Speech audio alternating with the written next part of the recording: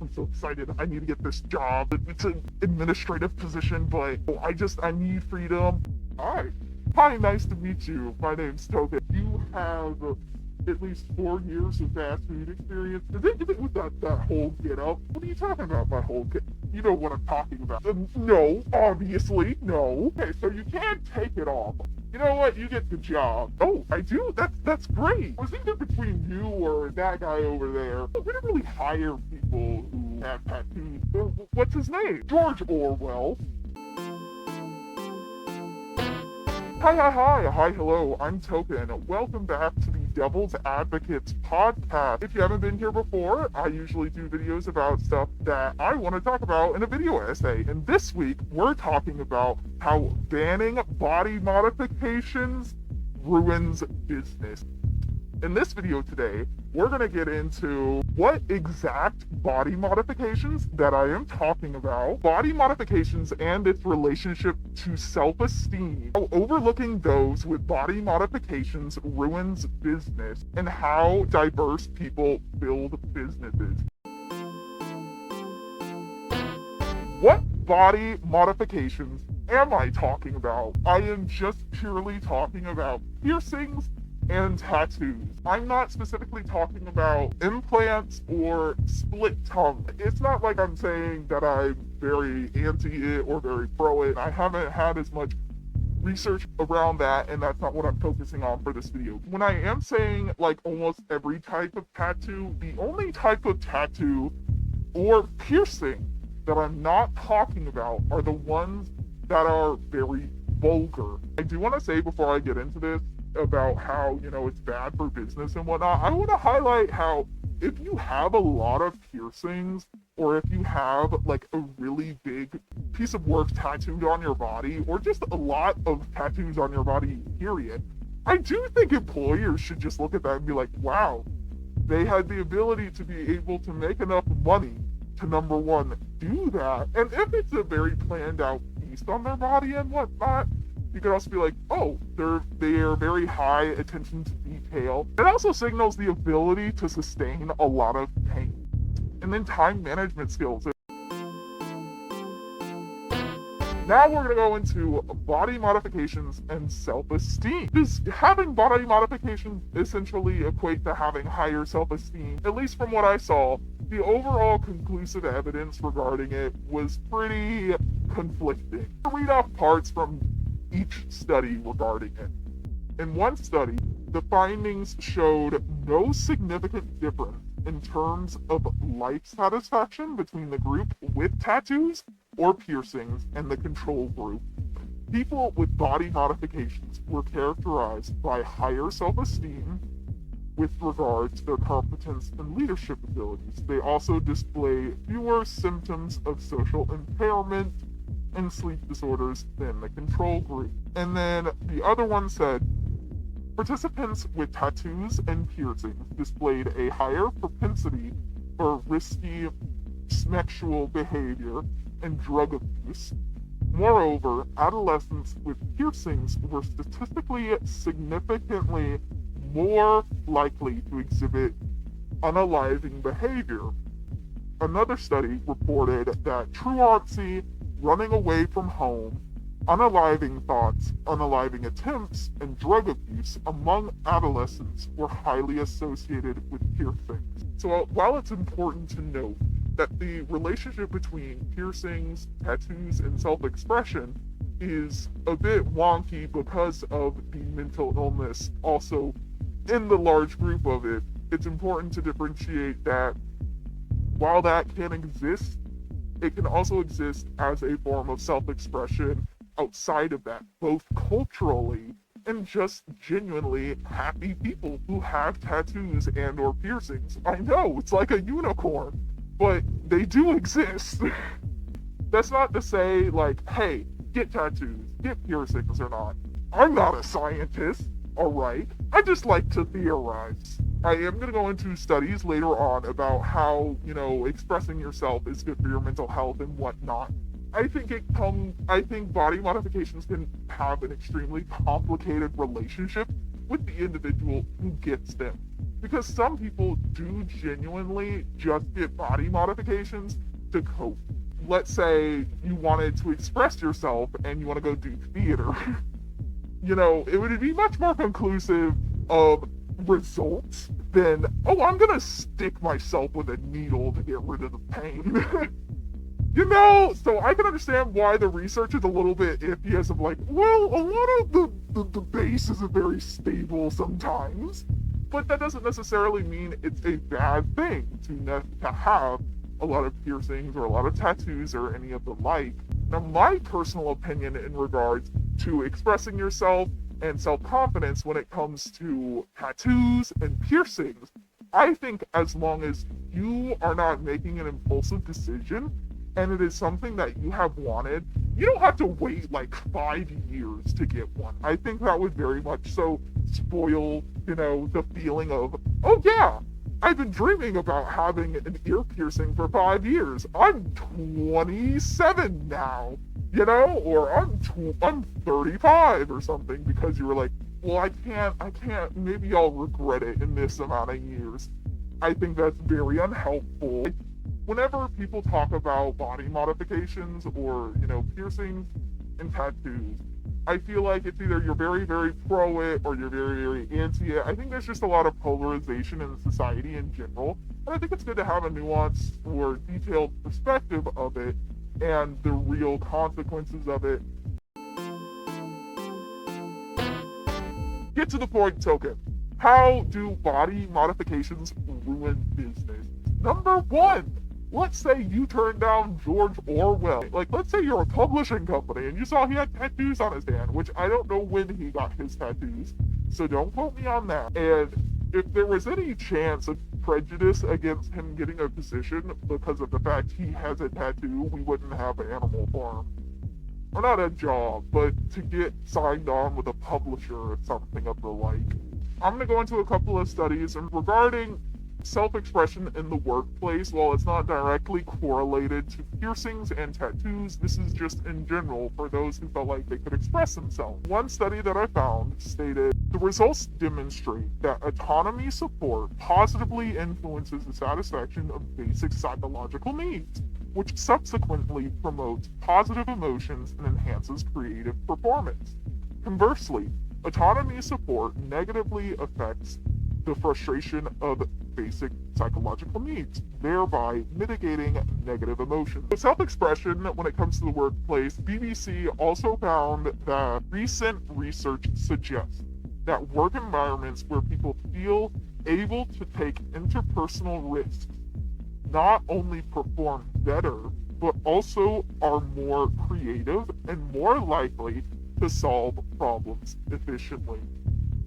See, not only are we more creative, but we're more efficient. Huh? I say we as if I have a tattoo, but I don't. Further studies also found psychological safety seems like the HR equivalent of a miracle drug.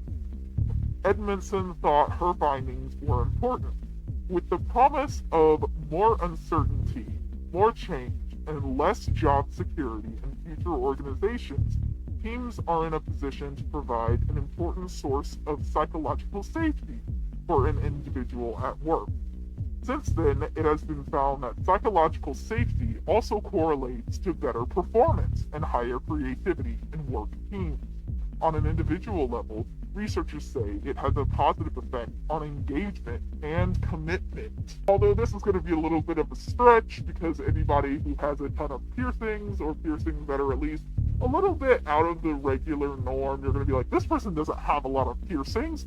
And I agree with you. I don't think this person has a lot of piercings and or unique placement of the piercings per se. Let's say a record label wanted to sign on Beyonce, and they were like, actually, you have like 3+ ear piercings, we're not gonna sign you. And then imagine not signing Beyonce. I can understand possibly not hiring somebody when it comes to a tattoo or a very jarring piercing when it comes to healthcare, only because of dementia patients, honestly. Because if you're not gonna work with a dementia patient, then I don't see the point in dementia or Alzheimer's, because I think every other patient should be able to get used to that's just how they look. Whereas if someone who has dementia or whatever, they associated something with, someone having a lot of piercings or whatever with negative memories, but they can't remember why and it messes with everything, I think that would be cruel to have them have to be taken care of by someone that would be mentally distressing for them if it's like piercings or whatnot. But at that point, I also think you could just have one person who just doesn't have piercings, or the patients who struggle with that, because I don't feel like that's a common issue. A lot of the times I think it's just a lot of old people having a stick up their butt a little too far. If you're not hiring people just because tattoos and piercings, you are losing a significant amount of the American population. I'm not going to give the specific statistic for that yet, because I'm going to say that for the last part of the video, but a large amount of the population of America is tatted. You also lose loyalty. Now imagine your favorite shoe brand is like, we hate people who have tattoos and piercings actually, and we're actively going to look down on them. Like, let's say you go to their store and you go to buy a shoe at that store because you like their shoe. Maybe you're an alt baddie and you want to go and buy some fancy shoe from a fancy place. Let's say you go to one of those places and then you show up with tats and piercings, and you can tell the people at this store are looking down. As a matter of fact, you interact with one of the sellers at the store of the product or whatever, and they're like, are you sure you can buy that? Or, that doesn't really look good with the other colors you have on. Would you go back to that place? Would you want to even buy the thing that they have? No, because they made you feel like you're gross. In regards to losing loyalty, Boston University said, when customers feel like they belong with you, they reward you with their loyalty. Studies indicate that nearly 64% of consumers want brands to connect with them. Additionally, 65% of customers find that a positive experience with a brand is more influential than great advertising. And I wanted to bring up this. I don't know if you know about this brand, but I didn't learn about it until I was in middle school, but Tiffany's.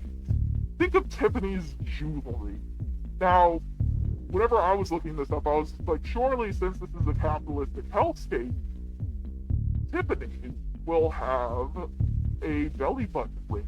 Because I would say out of all of the extra piercings and whatnot, I think a belly button ring is kind of normalized nowadays. But as a business, it does ruin business for jewelry companies that are very high class, because you're not offering a belly button expensive piece of jewelry. You're not going to Tiffany's being like, can I get my belly button ring actually for $5,000? Actually, I don't know how it's probably a lot more expensive than that for 5 carats. Give me my 5-carat belly button ring, but because they're so highbrow, they're missing out on a market. Do I think there's a lot of people out there that will go and buy, luxury belly button piercings? No, I don't think there's a lot, but there is a market. You can still profit off of it. Now, how does diversity in regards to, possibly individuals who have tattoos and or piercings build business? One of the studies that I'm going to talk about is from the Melbourne Business School. It found in a 2023 McKinsey study of more than 1,000 companies across 23 countries found organizations in the top quartile for ethnic and racial diversity were 39% more profitable than those with less diversity. Another study regarding diversity and how it improves businesses is from UNC Pembroke. It says diverse teams outperform individuals about 87% of the time during business decision-making processes. In fact, diverse teams were also shown to make decisions faster than individuals. Gender diverse teams are especially effective, outperforming individuals 73% of the time, compared to 58% for all male teams. There are more people in America that have tattoos than individuals who think negatively on tattoos if they see it. So, the study itself that I'm quoting is 32% of Americans have a tattoo, including 22% who have more than one. Americans who don't have tattoos themselves, about 3 in 10, 29%, say that seeing a tattoo on someone gives them a more negative than positive impression of that person, given the statistics that I did talk about, because it's only like a 4% difference. But it is a 4% difference. And if you're gonna be business savvy and you're gonna be like, oh well, I need to maximize the most amount of profits, what do? If you're trying to maximize the most amount of profits, you want to do what is better for your business. And statistically speaking, there are more people in America with at least one tattoo than people who dislike, see, or than people who have a negative opinion on someone just because they have a tattoo.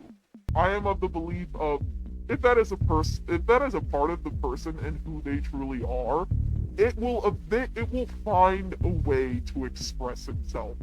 Of course, you don't know me in my regular life and whatnot, but of course you could be like, oh well, either they're gonna be like really odd, or I could look totally normal, or normal, whatever people think is normal. But I believe if you are not given that outlet, it will find other ways to get out. Alright, that's the end of this video. So today, we talked about what exact body modifications I was talking about, body modifications and self-esteem, how overlooking potential employees with body modifications ruins businesses, how more diverse people build business. I'm Token, this is Theta, and I will see you all later.